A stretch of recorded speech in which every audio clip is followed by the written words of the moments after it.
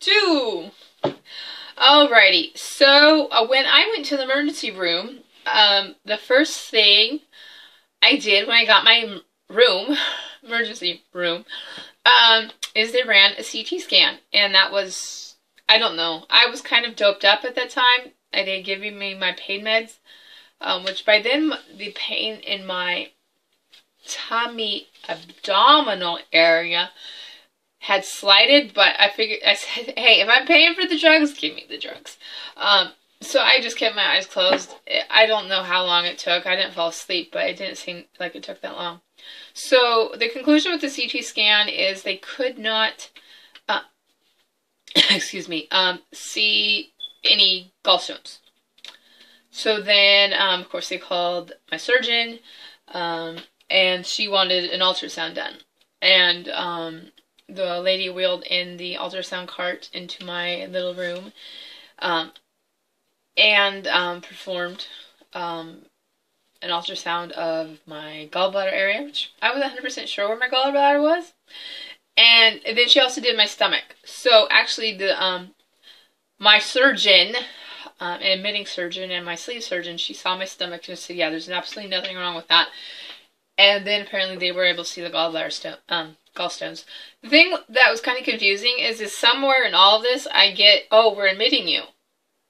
No one actually specifically talked to me that they're admitting me.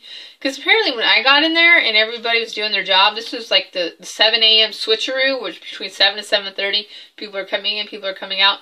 So actually, I never saw the ER doctor, the second ER doctor, ever help me. All I got told was by nurses is that my admitting surgeon, Dr. Bowerson, was telling me I'm getting in the hospital.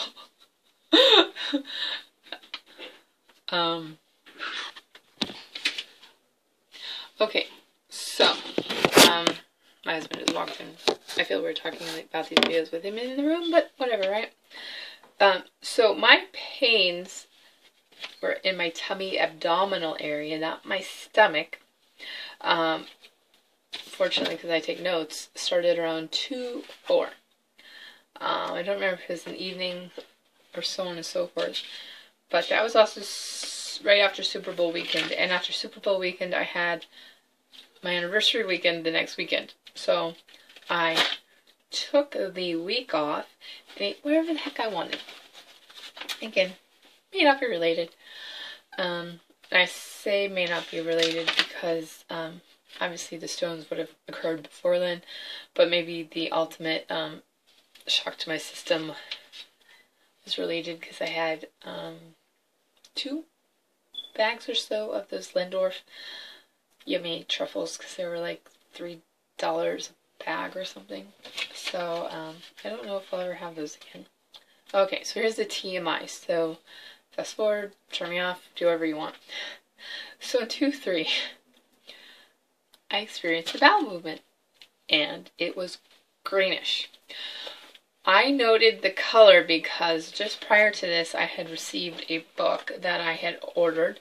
I'd actually saw it at Target, and I was not going to pay the price that they wanted at one bit. But it was called Practical Paleo. I still can't pronounce this stupid word.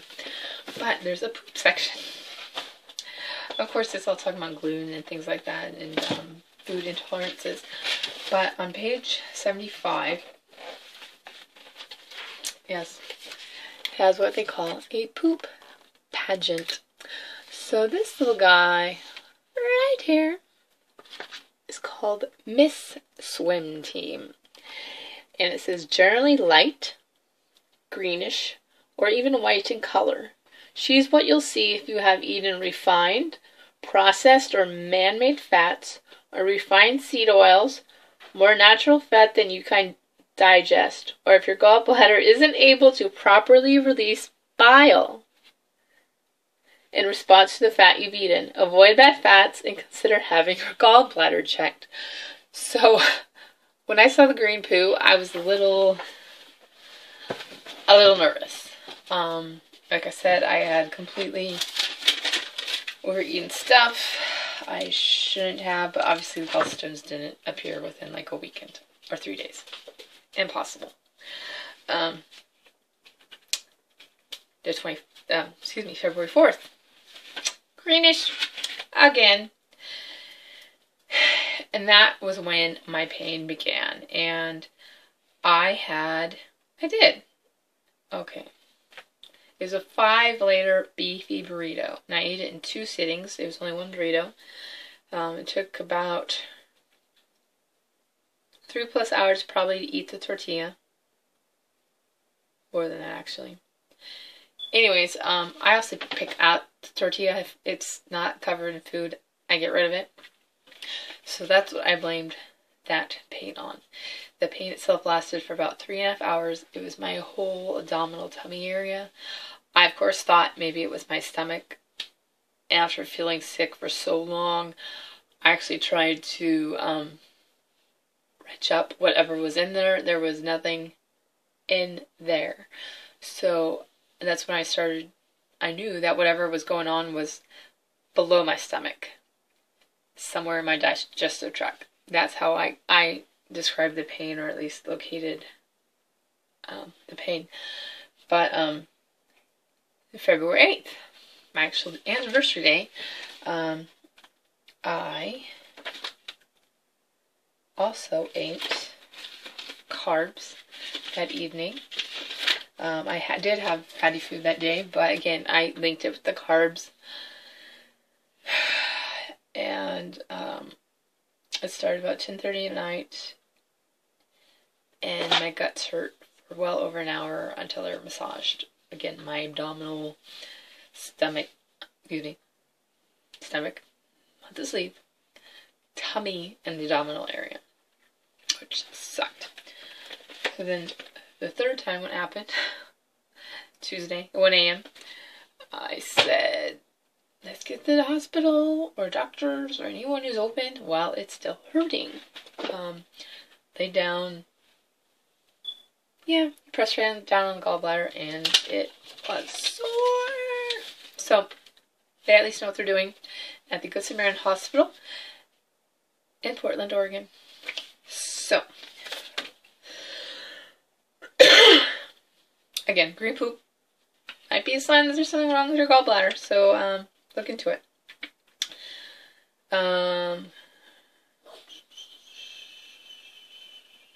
Okay, and then again, just the, remember I have a sleeve. You may have a different surgeon. They may have different requirements. You may have R&Y, a band. You know, everything you experience, will experience, may experience, should and would and can be different.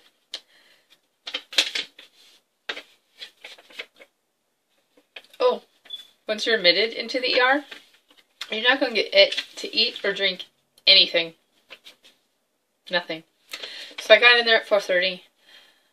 I got into my actual hospital room about 8-ish, and it was probably about 3 hours or so after that is when I finally was given IV fluids. So that was exciting. And the reason why they didn't start that is because they wanted to get orders from my surgeon in order to know what they needed to do. Because obviously the nurses don't want to ruin your surgery, which I do appreciate. They had also given me anti-nausea medicine in the IV, as well as the pain medicine before they were still in the IV. So I wasn't nauseous, even though I was starving to death, I'm sure. But fortunately, the nausea meds kind of told my tummy to ignore the hunger signals. I didn't really feel them, which you should have, because I didn't get to eat for 31 hours before my surgery.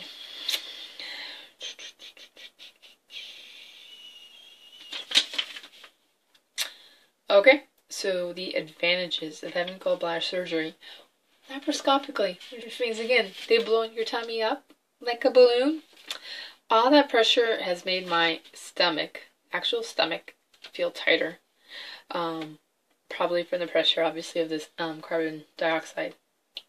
So I am using this and taking advantage of it, trying to use this restriction, which isn't kind of a restriction, it's just my tummy feels weird a whole time, and probably all that pressure on it. So I'm following the table of stuff that my hospital gave me for eating about 2 to 4 months out from sleeve. I probably have the capacity of 6 to 9 months, give or take. It's still less than a cup. But I'm trying to use that to my advantage. So this is like the best reset ever. You know, you guys talk about the 5-day sleep test. Way better. The bill will probably be pricier, but way better. Okay, so drink your water, flush out the drugs. Also helps compensate for the dehydration, and it helps with your milk and magnesia, which will give you the runs. It's a laxative. It will completely like empty you, I'm thinking. So drink, because you don't want to return to the hospital and have to get another IV to get fluids.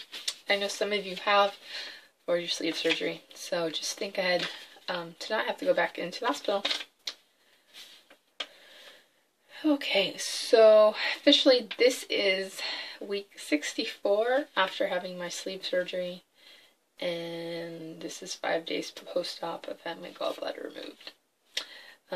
Additionally, when I was in the hospital, before they started in fluids, I was 181 when I got onto my bed, and I weighed myself Saturday, and I was 177.6. So again, that could be dehydration, the laxatives, starving for many days, who knows. But again, I'm going to use this as reset and advantage, and take advantage of this. Okay, so I'm 11 minutes. So I'm going to go over my new holes. So let's see if we can do this without getting you guys too quick.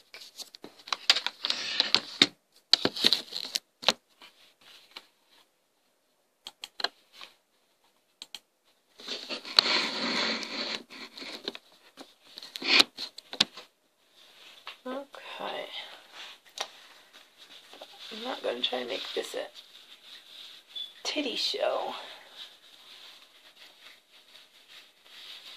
Okay, so this red marks I was talking to you about, whether or not I got burned or if this is allergic reaction to tape, still not 100% sure. I think you can see the hives. The hives actually weren't there in the beginning. They had just started to come along with me lying in bed, and then this is just tape from some kind of sensor. What's going on here? Yeah, so I got the same type of red marks there, and there, and there. So I don't know if I got burned, or if these are reactions. I have sensitive skin anyways. What is this? Yeah, this is another one. They don't, this itches, anyways. Okay, so this is,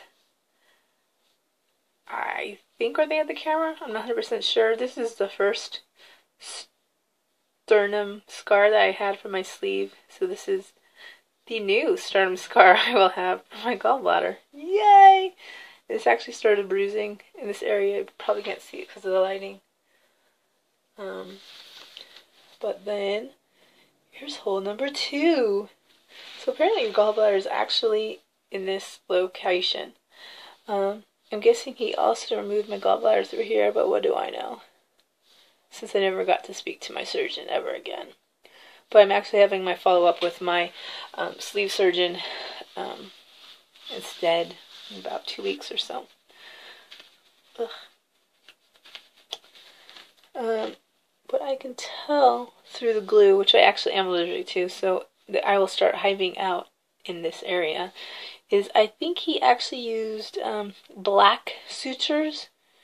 They may or may not dissolve. They probably are dissolving. I'm kind of happy that they're on the exterior, since we'll talk about the next hole that I don't really have problems with it, but I did have problems with it. And then here's the third holes. Everything looks good. It looks clean. This bruising came about. So here's one of my sleeve scars. You cannot see it at all. It's kind of like that my sleeve surgeon actually took caring about me. But whatever, right? And then this is, I think, this is where one of my other scars was. Oh, then here's the big scar for the sleeve, and this is where actually they remove your stomach from. This was the most painful one from the sleeve surgery. As you can see, you can't see it. Actually, the bruise on this one was disgusting. This is like nothing. And let's get to the last one. Yes, you're seeing my excess skin, which of course I'm not done with, so we'll see how bad this really all looks. Okay, the belly button one.